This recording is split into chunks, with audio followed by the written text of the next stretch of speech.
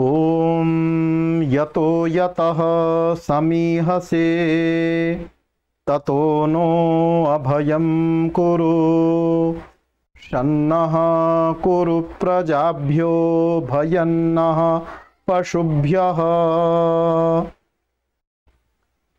स्वतंत्रता दिवस की 75वीं वर्षगांठ पर सभी देशवासियों को सादर प्रणाम। वेद में सभी विषयों पर चर्चा आई है,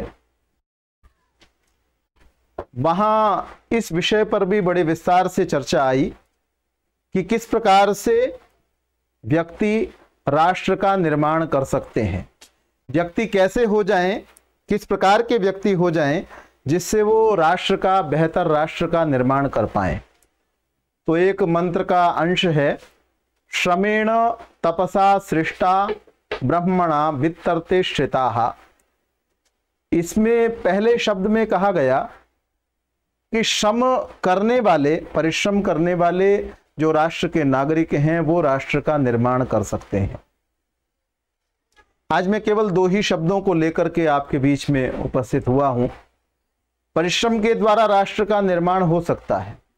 आप अपने राष्ट्र को देखें, आसपास के राष्ट्रवासियों को देखें, क्या हम सभी परिश्रमी हैं? क्या हम परिश्रम करना चाहते हैं या ज्यादा से ज्यादा फलों को भोग लेना चाहते हैं? हम सबकी ये इच्छा है।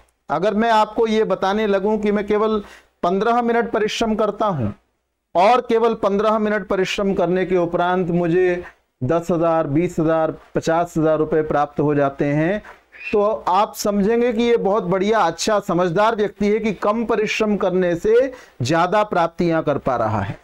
लेकिन ये चरित्रहीनता है। हम चरित्रहीनता से एक कार्य विशेष को समझते हैं, लेकिन श्रम न करना, कम श्रम करके ज्यादा से ज्यादा उपलब्ध करने का प्रयास करना, ऐसा जो व्यक्ति है संसार के अंदर, वो अपने राष्ट्र का कभी भी निर्माण नहीं कर सकता।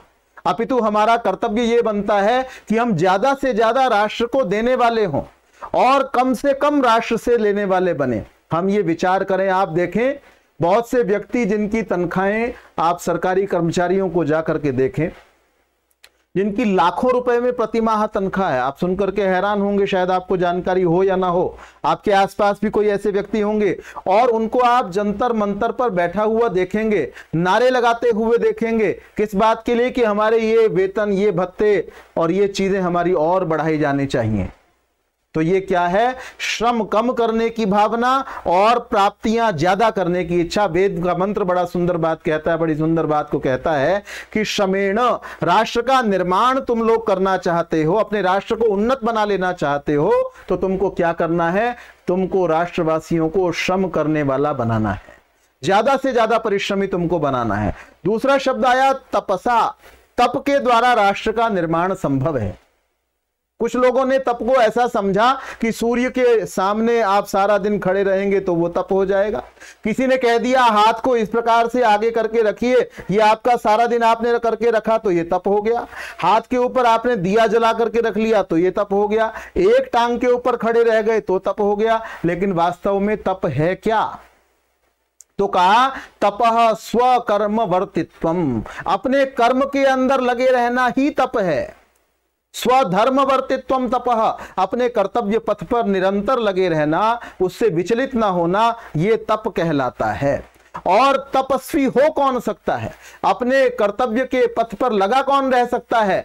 वह व्यक्ति लगा रह सकता है। तो कहा तपः सारः इंद्रिय निग्रह, जिसने अपनी इंद्रियों पर संयम किया हुआ है, जो विषय भोगों में लिप्त नहीं हुआ है, वही व्यक्ति राष्ट्र का निर्माण कर सकता है, वही व्यक्ति तपस्वी हो सकता है। राष्ट्र का निर्माण करने वाली, अपनी राजा के आज्ञाओं का पालन करने वाली एक बड़ी सुंदर घटना आपके राष्ट्र की, राजपूतों की आती है, राजस्थान के राजाओं के यहां की आती है। उसको मैं आज आपके सामने रखने का प्रयास करता हूं। रूपनगर की राजकुमारी थी, एक छोटी सी रियासत थी जिसका नाम रूपनगर, और ये ऐतिहासिक घटना है। ये घटना ऐसी नहीं है, बहुत सारी बातें हम सुनते हैं, सुनाते हैं, कहते हैं, वो कैसी होती, काल्पनिक होती हैं। ये वास्तविक घटना है। आप इतिहास के पृष्ठों में इसको पढ़ सकते हैं, इतिहास के ग्रंथों में इसको प्राप्त कर सकते हैं। तो रूपनगर एक छोटी सी रियासत है और उसकी राजकुमारी है चंचल कुमारी। उसके पिता के पास में एक संदेश आया हुआ है। क्या संदेश आया है कि तुम अपनी पुत्री को, जो तुम्हारी पुत्री बहुत सुंदर है, औरंगजेब की ओर से यह संदेश आया है, इस तिथि तक हमारे राजमहल के अंदर भेज दो, नहीं तो हम तुम्हारे ऊपर आक्रमण करेंगे और आक्रमण करके तुम्हारी रियासत को धूल में मिला देंगे। अब ये बात सुनकर के पिता बेटी के पास जाते हैं और कहते हैं, बेटी तो उसके पास में चली जा, एक मुगल शासक के पास में चली जा, नहीं तो मेरी रियासत जो है वो समाप्त हो जाएगी। ये सुनकर के वो क्षत्राणी है, क्षत्राणी का खून जो है वो खौल उठता है और वो एक पत्र लिखती है महाराणा राज सिंह के नाम पर। उसमें ये लिखती है कि मेरे पिता को ऐसी ऐसी बात जो है औरंगजेब की ओर से कही गई है। मैंने आपकी धर्मपरायणता को देख करके और आपकी जीवन शैली को देख करके, आपकी वीरता के किस्सों को सुन करके मैंने ऐसा निश्चय किया है कि मैं अगर विवाह करूंगी तो आपके साथ ही करूंगी और किसी के साथ मैं विवाह नहीं करूंगी। और अगर आप मुझसे विवाह नहीं करते हैं और मेरा डोला उठा लिया जाता है और उठा करके औरंगजेब के यहां पहुंचा दिया जाता है, तो वहां पर रूपनगर के राजा की पुत्री वहां नहीं जा रही है, वहां पर महाराणा राज सिंह की पत्नी वहां जाएगी, क्योंकि मैंने आपको अपना पति हृदय से स्वीकार कर लिया है।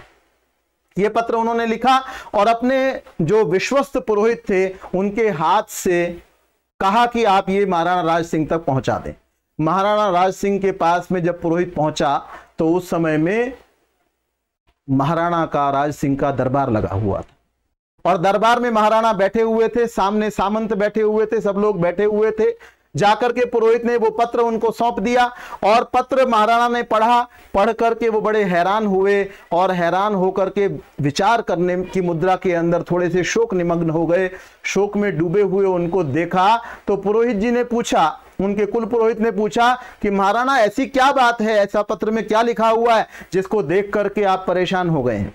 महाराणा ने पत्र उनको सौंप दिया और कहा कि ये पत्र जो है वो दरबार में सबको पढ़ करके सुना दीजिए। दरबार में पत्र पढ़ करके सुना दिया गया और अब ये फटकारते हुए, पुरोहित ने फटकारते हुए राजा को कहा, हमारे यहाँ का पुरोहित इतना विद्वान होता था, इतना उसके पास में सामर्थ्य होता था कि वो राजा को भी सन्मार्ग का संदेश दे सकता था। इस बात से हमारे पुरोहितों को विचार करना चाहिए कि आपको किसी राजा से, किसी अधिकारी से डरने वाला नहीं होना चाहिए, अपितु सत्य को कहने वाला होना चाहिए। तो ये पुरोहित जो है वो फटकारते हुए राज सिंह को कहता है, महाराणा राज सिंह को कहता है कि क्या अब महाराणा में इतना सामर्थ्य भी नहीं रहा कि वो अपनी पत्नी की रक्षा कर सकें? आप शोक में डूबे हुए हैं ये बात पढ़ करके। तो कहने लगे कि रक्षा तो अवश्य की जाएगी और उनको यहां पर लाया जाएगा, लेकिन विचारने की बात यह है कि औरंगजेब ने जो समय दिया है उस समय से पहले कैसे यह कार्य किया जाए और कौन ऐसा वीर है जो औरंगजेब को रोक सकेगा।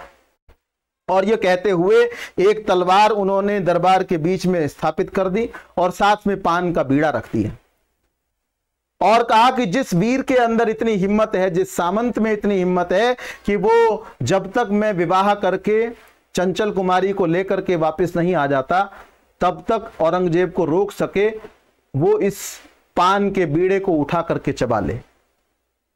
जब ये बात कही तो सारे वीर एक दूसरे का मुंह देखने लगे।